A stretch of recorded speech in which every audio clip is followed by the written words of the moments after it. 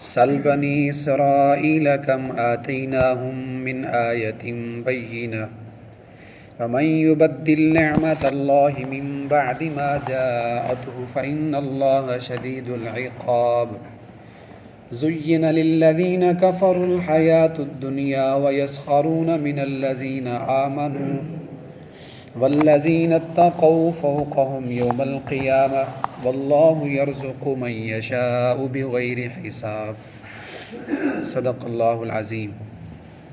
دوسرا سپارہ سورۃ البقرہ آیت نمبر 211 اور 212 تلاوت کی ہے۔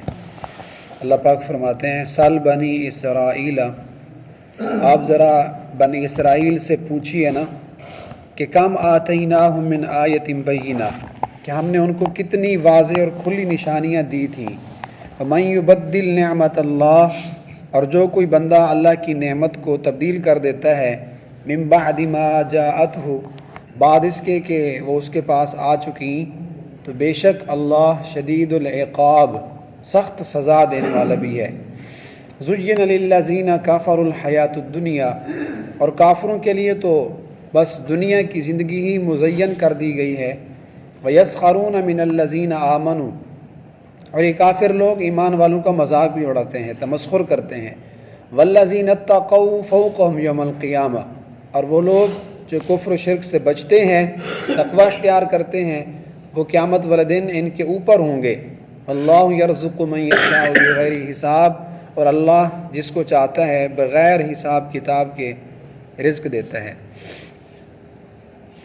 ما قبل میں گزشتہ آیات میں بتلایا گیا تھا کہ نشانیاں آ جانے کے بعد، اللہ تعالیٰ کے واضح احکامات پہنچ جانے کے بعد، ان زللتم، اگر تم پھر بھی پھسل گئے تو فاعلموا ان اللہ عزیز حکیم، تو دیکھو اس پر بہت بڑی سزا ہوگی۔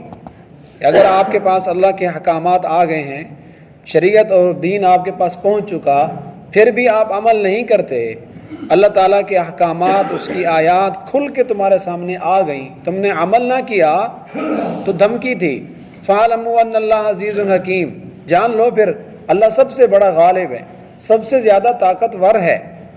تو اب اللہ تعالیٰ آگے ہمیں اس پر ایک مثال دے رہے ہیں کہ دیکھو اس طرح پہلے بھی ایک ہو چکا ہے، ایک قوم ایسی بھی پہلے گزری ہے کہ اس کے پاس بھی واضح آیات، دلائل، نشانیاں آئیں، لیکن انہوں نے نہیں مانا، انہوں نے اللہ کی نافرمانی کی، اور پھر اللہ نے کس طرح ان پر عذاب دیے، کس طرح ان کو دنیا میں سزائیں دیں۔ تو وہ قوم کون تھی؟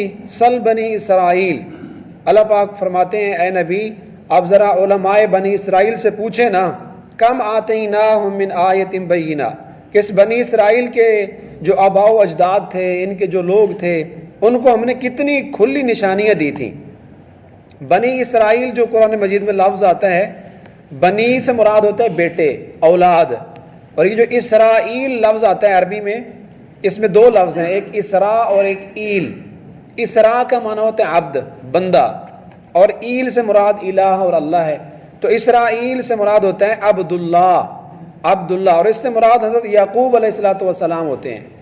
تو بنی اسرائیل کا معنی ہوگا، پوچھئے حضرت یعقوب علیہ السلام کی اولاد سے، اور حضرت یعقوب علیہ السلام کی اولاد میں صرف بیٹے تھے، ان کی بیٹیاں نہیں تھیں، 12 ان کے بیٹے تھے، اور ان بیٹوں میں سے یوسف علیہ السلام نبی بھی تھے، تو بیٹیاں ان کی نہیں تھیں۔ تو اللہ تعالیٰ فرماتے ہیں اس بنی اسرائیل کے علماء سے پوچھیں کہ ہم نے ان کو کتنی نعمتیں دی تھیں، کتنی ان کے پاس اللہ کی واضح نشانیاں آئیں۔ فرعون کی غلامی میں تھے، جب وہاں سے نکلے اور بحر قلزم پر پہنچے، سمندر پر آئے، تو اللہ کی قدرت دیکھیے کہ دشمن پیچھا کر رہا ہے، دشمن کے گھوڑے اور اس کی فوج پیچھے ہے، تو انہوں نے سمندر کے اوپر اپنا عصا مارا تو اس سمندر کے اندر راستے بن گئے، جتنے قبیلے تھے اللہ نے اتنے ہی راستے بنا دیے۔ فَكَانَ كُلُّ فِرْقٍ كَالطَّوْدِ الْعَظِيمِ، اللہ پاک فرماتے ہیں کہ یہ راستے پانی اس طرح جم گیا، اس طرح ٹھہر گیا جیسے بڑی بڑی دیواریں کھڑی ہوں۔ اگرچہ ایک سمجھ نہ آنے والی بات ہے کہ پانی رک جائے اور پھر اس کے اوپر آدمی گزر جائے، پانی دیواریں بن جائے، یہ خلاف عادت ایک چیز ہے، ایسا کبھی ہوتا نہیں، لیکن اللہ نے ان کے لیے سمندر میں راستے بنا دیے، اور فرعون غرق ہو گیا اور یہ سمندر کو کراس کر کے آگے چلے گئے۔ پھر جب یہ لوگ وادی تی میں گئے، جو 36 ضرب 24 کورڈ ایریا پر مشتمل ایک میدان ہے، تو وادی تی جس کو وادی سینا بھی کہتے ہیں، تو یہ قوم جب اس وادی تی میں پہنچی سمندر کراس کر کے، تو اللہ نے اس قوم کو حکم دیا کہ قوم عمالقہ کے ساتھ جا کے جہاد کرو۔ جب جہاد کا حکم آیا تو انہوں نے کتنی گستاخانہ بات کی۔ موسیٰ علیہ السلام کہہ رہے ہیں جاؤ تیاری کرو جہاد کے لیے، اللہ کا حکم آ گیا قوم عمالقہ سے ہم نے لڑنا ہے۔ تو کہتے ہیں فَاذْهَبْ أَنْتَ وَرَبُّكَ فَقَاتِلَا، اے موسیٰ جاؤ آپ اور آپ کا رب جاؤ، آپ جہاد کر لو، نَحْنُ هَاهُنَا قَاعِدُونَ، ہم تو یہیں بیٹھے ہیں، ہم تو نہیں جاتے۔ تو پھر اللہ پاک نے اس گستاخانہ جواب کی وجہ سے ان کو سزا دی کہ 40 سال تک ان کو وہیں اس وادی تیم میں رہنا پڑا۔ صبح سفر کرتے، سارا دن چلتے رہتے، جب شام ہوتی پھر وہیں بیٹھے ہوتے تھے وادی تیم میں، اور یہ ہزاروں کی تعداد میں تھے۔ تو ان کو وہاں سائے کی ضرورت تھی، گرمی کا موسم تھا، تو اللہ پاک نے ان کے لیے سائے کا انتظام کر دیا۔ وَظَلَّلْنَا عَلَيْكُمُ الْغَمَامَ، اس میں اسی بات کا ذکر ہے، آسمان سے بادل آئے اور اللہ نے ان پر سایہ بھی بھیج دیا۔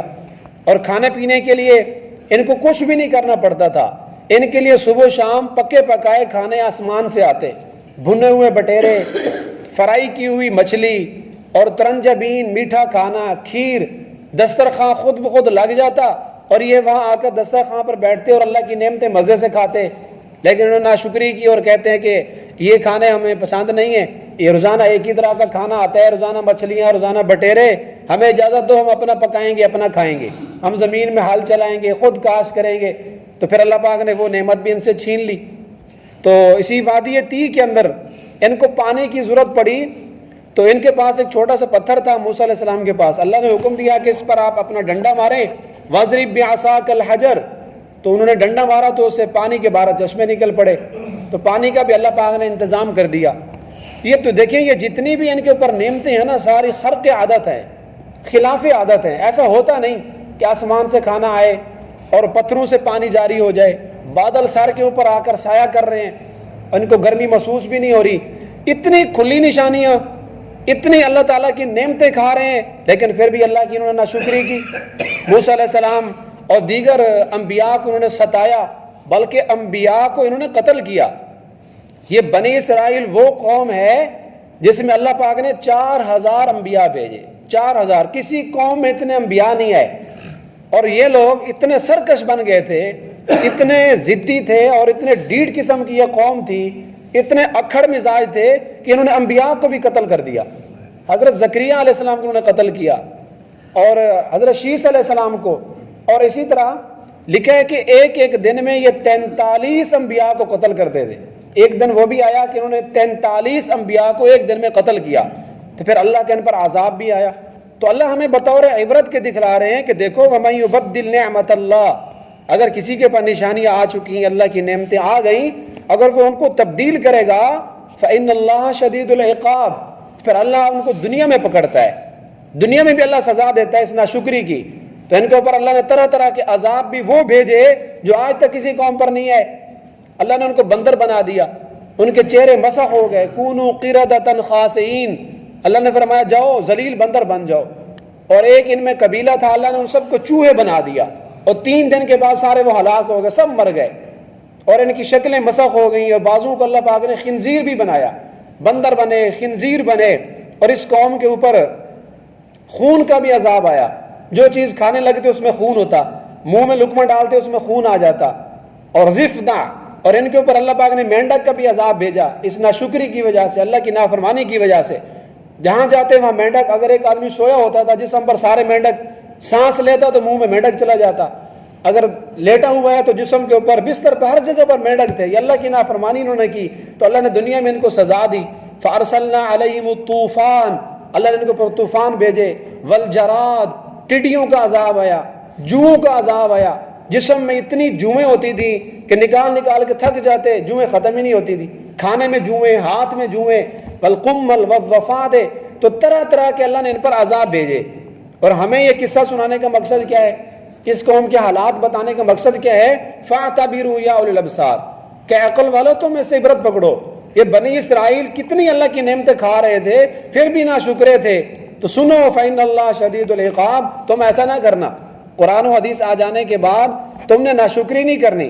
زُيِّنَ لِلَّذِينَ كَفَرُوا الْحَيَاةُ الدُّنْيَا، آگے اللہ رب العزت نے ایمان والوں میں اور کافروں میں فرق بتلایا کہ جو کافر لوگ ہوتے ہیں منافق لوگ ہوتے ہیں ان کے لیے سب کچھ دنیا ہے بس. للذین کفروا الحیات الدنیا, ان کے لیے دنیا مزین کر دی گئی ہے. ان کا مطمع نظر, ان کا مقصود دنیا کی عیش و عشرت ہے. دنیا بس اچھی ہو جائے, آخرت کی ان کو فکر ہی نہیں ہے. اور جبکہ یہ جو کافر آدمی ہوتے ہیں ان کا سب کچھ, ان کی جنت دنیا ہے. جیسا کہ حدیث میں بھی آیا, حضور نے فرمایا الدنیا سجن المومن, کہ دنیا جو ہے یہ مومن کے لیے قید خانہ ہے. وجنت الکافر, اور کافر کے لیے عیش و عشرت کی جگہ ہے. دنیا اس کے لیے جنت بنی ہوئی ہے, آخرت کی اس کو فکر ہی نہیں.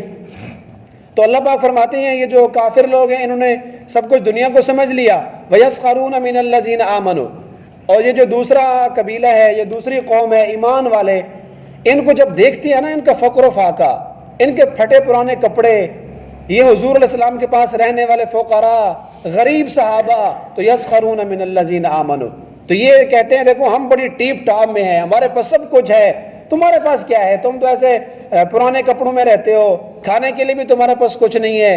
اور تو جب یہ صحابہ کرام کے پاس سے گزرتے تمسخر کا یہ عالم ہوتا تھا. وَإِذَا مَرُّوا بِهِمْ يَتَغَامَزُونَ, قرآن بتلاتا ہے کہ ایک دوسرے کو آنکھیں مارتے تھے. وہ دیکھو وہ جا رہا ہے صوفی صاحب, وہ جا رہا ہے, وہ صحابی جا رہا ہے, یہ حضور کا کلمہ پڑھنے والا جا رہا ہے, اس کے کپڑے دیکھو, کھانے کے لیے کچھ نہیں ہے. جناب ابو ہریرہ کو دیکھو بھوک سے مر رہا ہے, انہوں نے محمد کا کلمہ پڑھا ہے نا, دیکھو اب کیسا ان کا اشر ہو گیا ہے, کھانے پینے کے لیے کچھ بھی نہیں ہے. تو تمسخر اڑاتے, مذاق اڑاتے. تو اللہ پاک فرماتے ہیں کر لیں یہ مذاق, آخرت کا دن آئے گا تو یہ ایمان والے ان کا مذاق اڑائیں گے. وَالَّذِينَ اتَّقَوْا فَوْقَهُمْ يَوْمَ الْقِيَامَةِ, اور جب قیامت کا دن ہوگا تو یہ لوگ جو کفر سے بچ جاتے ہیں, شرک سے بچتے ہیں اور تقوی اختیار کرتے ہیں, اللہ کا خوف ان کے دل میں ہے, فوقہم, یہ قیامت والا دن ان کے اوپر ہوں گے. اس لیے کہ ایمان والے کا جو محل ہے, مسلمان کا محل وہ جنت ہے, اور کافروں کا ٹھکانہ وہ جہنم ہے.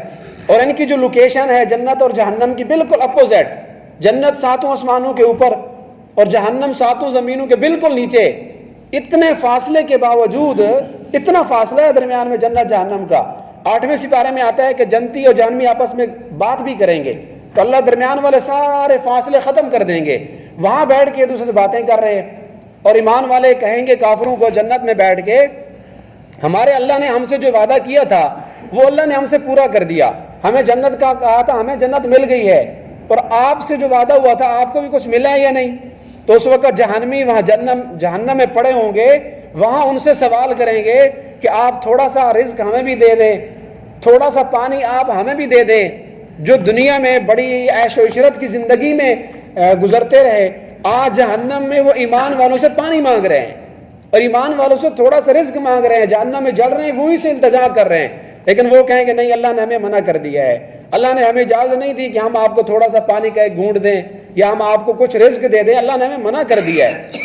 واللہ یرزق من یشاء بغیر حساب. تو اللہ پاک فرماتے ہیں یہ کافر آدمی, اس کا سب کچھ دنیا ہے, اور دنیا میں سب سے بڑا مسئلہ ہوتا ہے رزق کا. انسان بڑے سے بڑے جرم کرتے ہیں روزی کمانے کی وجہ سے. تو اللہ پاک نے یہ اشکال بھی دور کر دیا کہ دیکھو یرزق من یشاء, یہ رزق دینا یہ تو اللہ کا کام ہے. کسی کو اس نے زیادہ دے دیا, کسی کو تھوڑا دے دیا, کسی کو بغیر حساب کتاب کے اللہ دے دیتا ہے. تو رزق کی وجہ سے کبھی نہ شکری مت کرنا. اللہ تعالی ہمیں ان باتوں پر عمل کی توفیق